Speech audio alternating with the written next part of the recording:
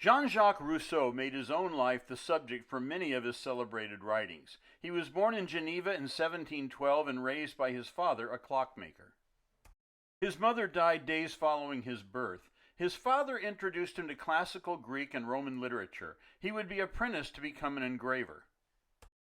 At 16, he left Geneva for Annecy, where he acquired both a mistress and benefactrice. For a decade, he scraped together a livelihood as an engraver and music teacher. He renounced his Calvinist beliefs for Catholicism. He arrived in Paris in 1742 writing music articles for an encyclopedia and becoming the secretary for the French ambassador in Venice for a year. Over the next 20 years, he devoted himself to popular writings, essays, and musings on philosophical discourse. His work became elevated as one of the most important illuminations of the Age of Enlightenment. He made crucial enemies within the clergy by questioning the relevancy and validity of Christianity.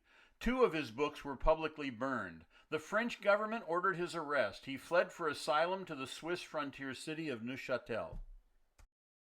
For the next 8 years, he wandered around Switzerland, England, and French provinces in exile as his reputation was repeatedly attacked. He would return to Paris in 1770 as one of the most famous men in Europe, yet repeatedly stated his indifference towards fame.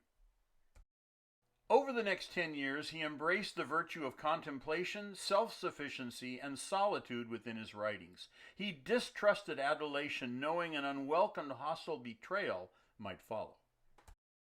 He died unexpectedly on July 2, 1778. Many of his collective works would be published posthumously 4 years later. In 1794, his ashes would be relocated to the Pantheon.